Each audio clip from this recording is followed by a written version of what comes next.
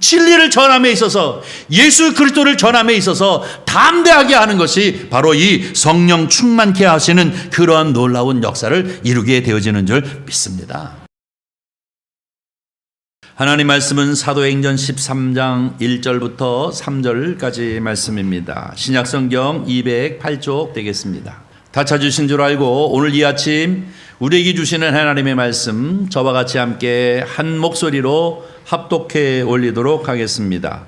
안디옥 교회의 선지자들과 교사들이 있으니 고 바나바와 니고레 하는 시몬과 구레네 사람 루기오와 분봉왕 헤롯 젖동생 마나인과 및 사울이라. 주를 섬겨 금식할 때에 성령이 이르시되 내가 불러 시키는 일을 위하여 바나바와 사울을 따로 세우라 하시니 이에 금식하며 기도하고 두 사람 안수하여 보내니라. 아멘. 우리가 함께 읽은 본문 말씀을 가지고 은혜를 나눌 제목은요, 선교하는 교회 안디옥 교회입니다. 저를 한번 따라해 주세요. 선교하는 교회 안디옥 교회. 한 번만 더 할까요? 선교하는 교회 안디옥 교회. 사실은 오늘은 설교를 좀 짧게 하고 여러분하고 같이 교제 좀 많이 했으면 좋겠습니다. 지난 4달 동안 우리가 아브라함에 관한 이야기를 함께 나누었습니다. 아브라함을 하나님이 어떻게 부르셔서, 그리고 아브라함이 그 41년 동안 생애를 이렇게 살아가면서 하나님을 어떻게 경험하고 고백하는가 하는 말씀을 가지고 함께 나누었는데요. 지난 해에 우리가 사도행전 1장서부터 12장까지 19번의 설교를 통해서 사도행전 예루살렘을 중심으로 하고 있는 이 성령의 역사에 관하여서 우리가 함께 은혜를 나눴습니다.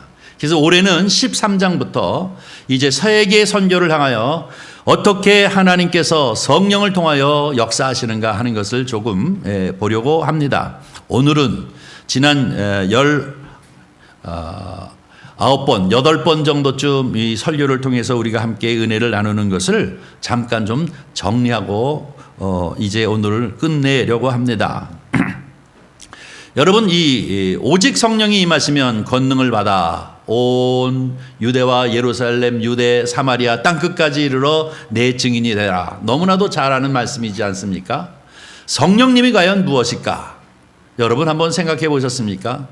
저는 고등학교 1학년 때 저 한탄강에서 학생 수련회를 갔다가 성령의 충만함을 받은 그런 경험이 있습니다. 그때 약 한 30명 정도쯤 이제 학생들, 중고등부 학생들이 갔는데 그 중에 한 20명이 성령 충만을 받아가지고 저 같은 경우에도 거의 한 이틀 동안 그 혀가 풀리질 않고 한국말 하려고 그러면 또 방언이 나고 한국말 하면 또 방언이 나고 그래가지고 참 특이한, 사실 준비 없이 특이한 경험을 하면서 이 성령에 관한 생각들을 많이 하게 되어졌는데요. 이 성령 충만이라고 하는 것은 우리 기독교 신앙에 있어서 아주 중요한 문제입니다.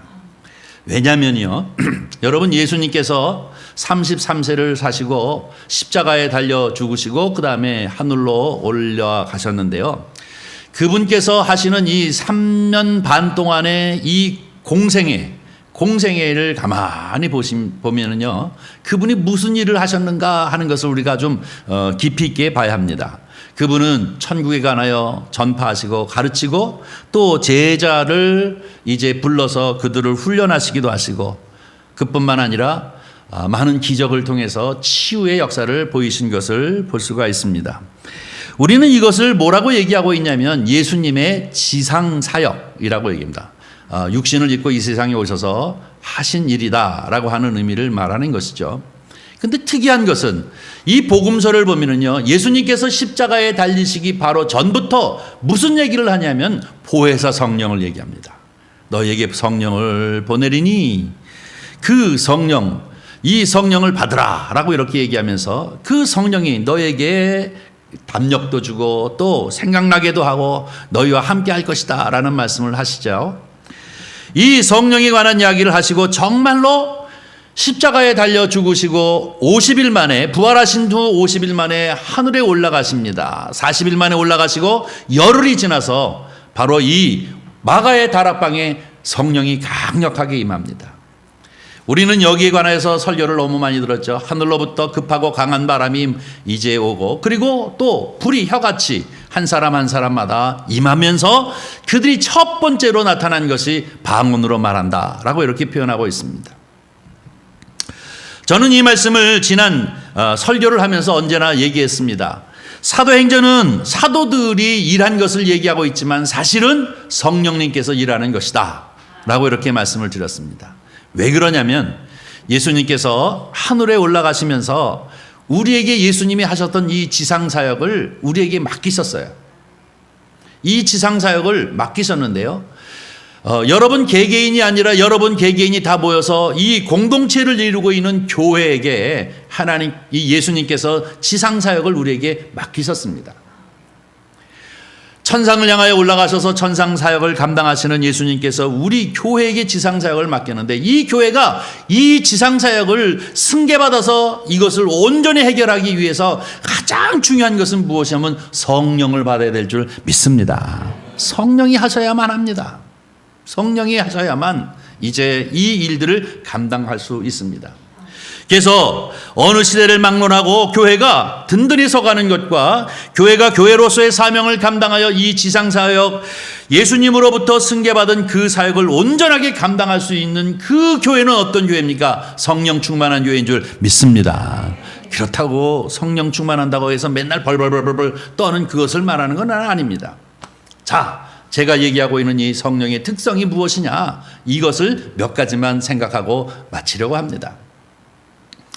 예수님의 공생애를 가만히 보면요, 예수님께서 안진뱅이 혹은 또 중풍병자, 또 뿐만 아니라 앞을 보지 못하는 사람, 이 여러 형태의 사람들을 갖다가 늘 고쳐주시고 그런 모습을 보는데요, 특별한 것은 뭐냐면 예수님께서 그 안진뱅이를 일으키시는 일이라든지, 아니면은 이제 앞을 보지 못하는 맹인을 보게 하는 것이라든지, 또 귀신을 내어 쫓는 것이라든지, 이런 것을 할 때마다 그 앞에 들어가는 단어가 하나 있어요. 그것이 뭐냐면 불쌍히 여기사, 긍휼히 여기사.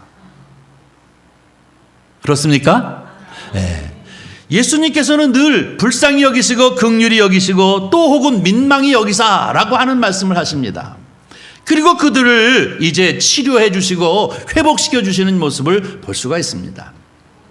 그런데 이 불쌍히 여긴다 혹은 긍휼히 여긴다라고 하는 이 단어가 어떤 단어이냐면, 저번에도 우리가 함께 말씀을 나누었습니다만 아테니죠. 이게 뭐냐면 불쌍히 여긴다 혹은 긍휼히 여긴다, 민망히 여긴다라고 하는 단어입니다. 그런데요, 마가의 다락방에 성령이 강력하게 임하고 난 다음에 이 불쌍히 여기는 마음이 누구에게 왔느냐면 제자들에게 왔습니다. 그렇죠? 그들이 성령의 충만함을 받고 이제 성전에 올라가 기도하려고 할 적에, 언제부터, 오래전부터 이미 성전 미문에서 한 푼 달라고 안진뱅이가 되어져서 지나가는 사람마다 눈을 맞추고 한 푼 주세요, 한 푼 주세요 하는 사람들을 끊임없이 10년, 20년 계속 보았습니다. 아마 예루살렘을 올라갈 때마다 그를 만났을 것입니다. 그래도 단 한 번 베드로와 요한이 그를 불쌍히 여기는 것보다도 호주머니를 이렇게 뒤져서 동전 몇 푼 있으면 그저 주는 것으로 늘 끝내왔습니다. 그런데 왜요? 바로 성령의 충만함을 받고 난 이후에 그들이 완전히 달라졌습니다. 올라가다가 자기를 향하여 한 푼 달라고 하는 사람들을 어떻게 해요? 불쌍히 여기는 마음을 갖게 되어졌습니다. 이게 뭐예요? 성령 충만함의 특성인 것입니다. 불쌍히 여기는 마음이에요. 그저 불쌍히 여기는 마음이에요. 영혼들을 정말로 인생살이에 시달려가지고 곤고해져서 어찌할 바를 모르는 인생들을 불쌍히 여기는 마음을 갖게 하는 것이 바로 성령이 내 안에 들어오셔서 역사하시는 마음인 줄 믿습니다. 이런 사람들에 의해서 하나님은 하나님의 일을 하시는 거예요. 백성들을 다 구원받지 못하여 헤매이는 사람들에게 그리스도의 복음을 증거해서 그를 불러들이는 역사를 이루는 것이 바로 불쌍히 여기는 마음인 줄 믿습니다. 그래서 그가 뭐예요? 불쌍히 여겨요. 평상시에는 늘 다닐 때 그가 그렇게 눈에 들어오지 않았는데, 그저 돈 한 푼, 두 푼 주는 것으로 내가 할 수 있는 일을 다 했다고 생각하는데 그날은 왜 그 사람이 그렇게 불쌍해 보이는지. 나에게는 은과 금은 없으나 내게 있는 건 뭐예요? 예수 그리스도. 나사렛 이름, 나사렛 사람 예수 그리스도의 이름으로 내가 명하노니 일어나 걸어라 하고 그에게 명함으로 그가 앉은 병에서 일어나는 기적의 역사가 나타나게 되어진 것을 믿습니다. 이것이 뭐예요? 성령이 하시는 일입니다. 사랑하는 성도 여러분, 우리는 신앙생활을 하면서 나 자신뿐만 아니라 많은 사람들의 간증의 이야기 그리고 성도들의 가만의 모습을 보면 한 영혼 한 영혼 그리스도에게로 초대하여 그로 하여금 믿음의 사람으로 세워가는 사람들의 마음을 가만히 보면 불쌍히 여기는 마음을 가진 사람들인 줄 믿습니다. 그 사람이 그 사람이 전도하는 사람이에요. 그 사람이 예수 그리스도에게로 이끌어내는 능력을 갖게 되어진 줄 믿습니다. 그 사람이 왜 그렇게 감당할 수 있었을까요?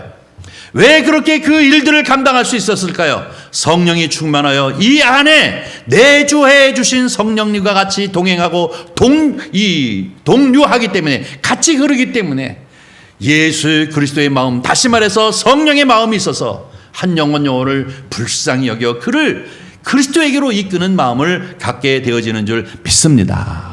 이것이 제자들이 성령을 받은 전과 성령 받은 후와의 차이가 바로 이것입니다.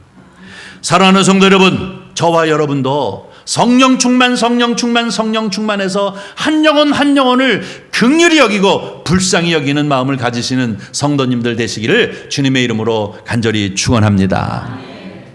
예수 그리스도를 믿는 지 얼마 안 되는 우리 김갑성 성도님, 자기도 제대로 걷지 못하고 힘들어서 몸을 어찌 가눌 줄 모름에도 불구하고 그 남편이 췌장암에 걸렸어요. 사실을 따지고 보면은 말을 들어보니까 그 전반기 생애가 남편한테 상당한 정도로 무시를 당하면서 살아왔던 분이에요. 그런데 췌장암을 앓고 그리고 힘들어하는데 그분을 갖다가 무슨 병원에다가 입원시키는 것이 아니라 내가 끝까지 그냥 간호하고 있겠다고 애쓰고 그러는 것을 봤어요. 우리 집사님 한 분이 그것이 너무나 안타깝고 그래서 한번 쫓아가 가지고 그 남편분에게 우리 목사님 모시고 예배 한번 보겠다라고 이렇게 얘기했어요. 몹시 성격이 불같고 못됐다고 그래가지고 나는 또 가서 예배 보려고 그러면 성경책을 나한테 집어던지면 어떡하나. 그런 생각을 가지고 이제 가서 예배를 드리려고 갔는데요. 아이고, 양 같아진 거예요. 순진해진. 처음이래요. 예배의 시작서부터 끝날 때까지 두 손을 다 모으고 힘들어서 어찌할 바를 모르는 그 몸인데도 불구하고 흔들리지 않고 딱 지키고 예배를 다 드리더라고요. 그리고 난 얘기가 뭔 줄 압니까? 목사님, 다음 주엔 교회 좀 갔으면 좋겠다고. 그런데 다리에 힘이 없어가지고 올 수가 없잖아요. 그래도 자기는 가겠다고. 그래서 이 교회 와가지고 설교 한 중간쯤 돼가지고 도저히 힘들어서 다시 올라가셨습니다. 그리고 난 후에 그분이 어떻게 달라졌는지 알아요? 양 같아졌어요. 남편으로서 아내의 수고를 알고, 그리고 아주 그냥 말부터 부드러지고 눈이 천사의 눈이 됐다는 것 아닙니까? 우리 성도님들이 다 어제도 가서 은혜를 외래 받았어요. 장례식장 가서.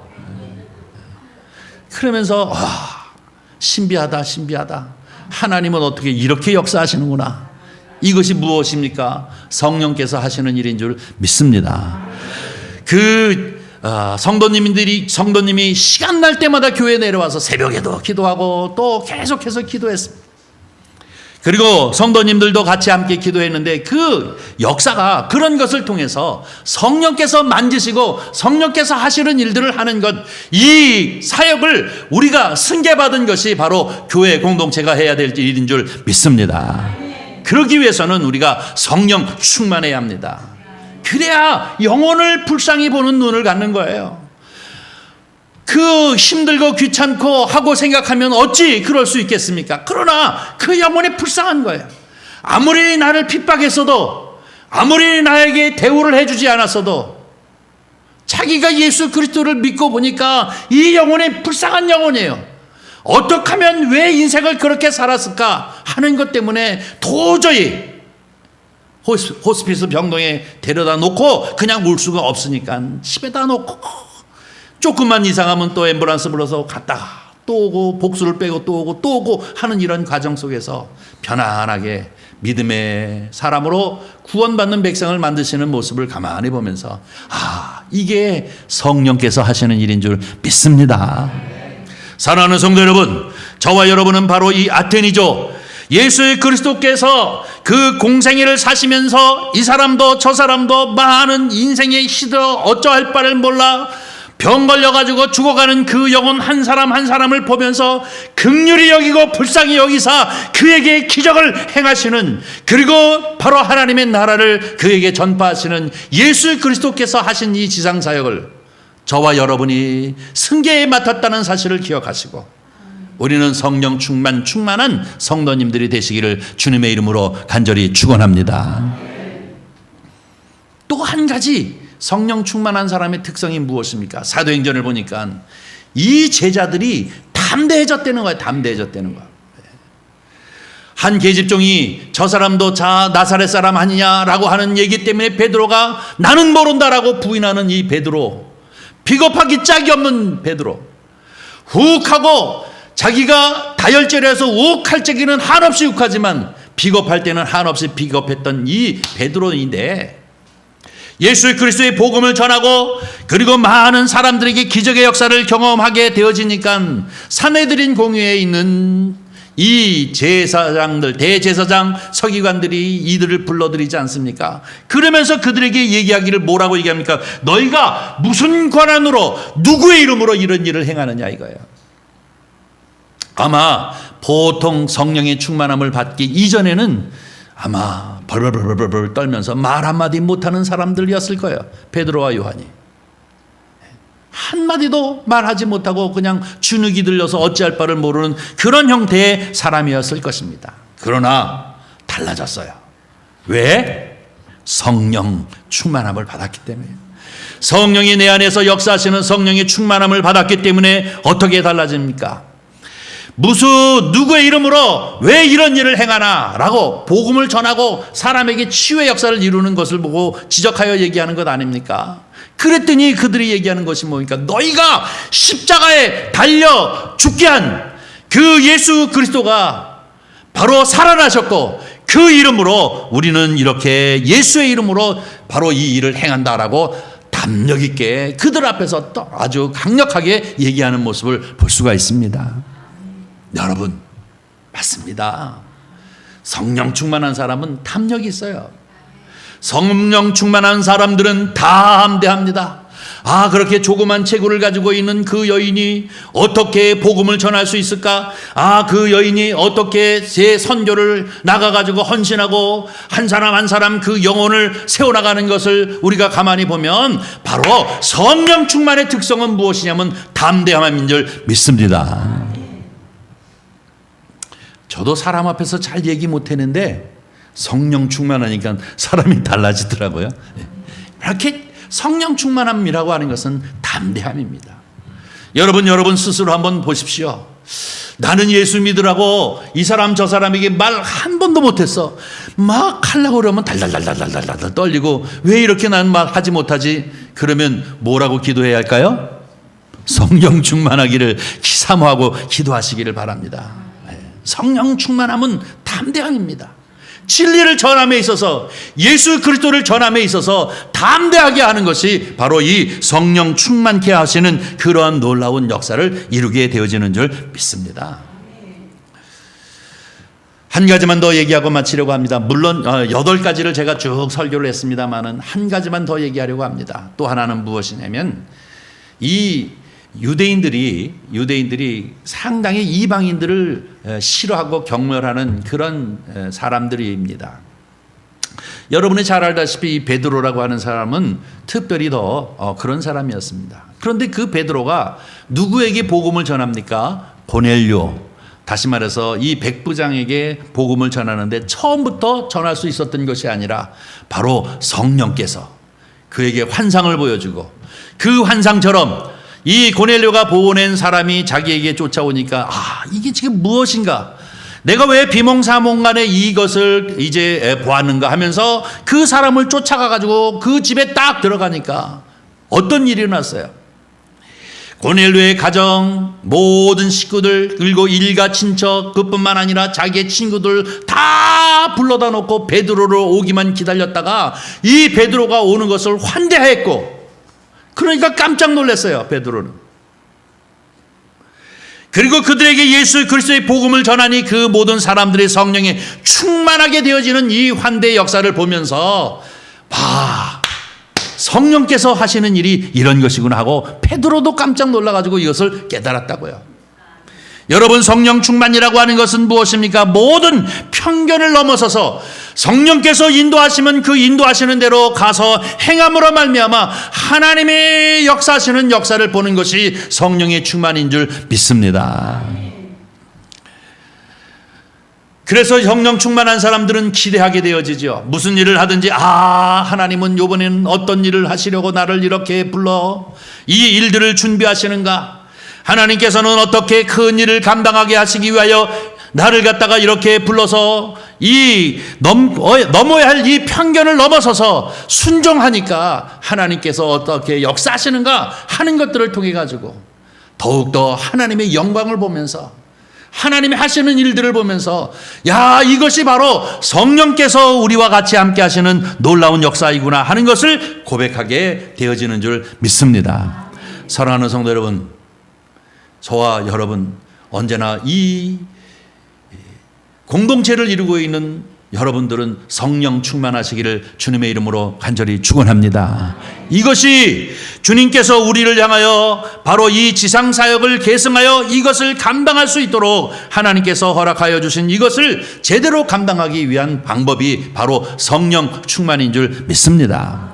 사도 바울처럼 선한 싸움 다 싸우고 달려갈 길 다 달려가고 내가 믿음을 지켰다라고 고백하는 것처럼 우리는 끝까지 성령 충만하여서 이 일들을 잘 감당하여 하나님의 뜻을 온전히 이루는 성도님들 되시기를 주님의 이름으로 간절히 축원합니다. 저는 얼마나 오늘 기쁜지 몰라요. 찬양의 소리 또 기도의 소리, 여러분이 정말로 사모하는 이 예배가 하나님이 기뻐하시는 예배가 되어지는 줄 믿습니다. 다음 주는 성령 강림 주일인데요, 여러분 또 다시 한번 우리가 성령의 충만함을 힘입어서 지경을 넓히고 하나님의 영광을 이루기 위해서 힘쓰고 했으며 기도함으로 말미암아 성령의 역사하심을 따라 하나님께서 하시는 일들을 우리가 늘 목도하며 주께 영광을 돌리는 성도님들 되시기를 주님의 이름으로 간절히 축원합니다. 기도하겠습니다. 자비로우신 아버지 하나님, 주님의 은혜와 사랑을 진심으로 감사합니다. 오늘 이 아침에도 어김없이 주님 존전 가운데 나와 주를 향하여 머리 숙이게 하여 주시옵시며 온 힘을 다하여 주님을 찬미할 수 있도록 은혜를 베풀어 주심을 진심으로 감사를 드립니다. 마가의 바락방의 성령의 역사를 통하여 정말로 모든 성령의 사람들이 하나님의 귀한 일들을 감당할 수 있도록 주께서 변화시키신 것처럼 우리로 하여금 성령 충만케 하여 주시옵시사.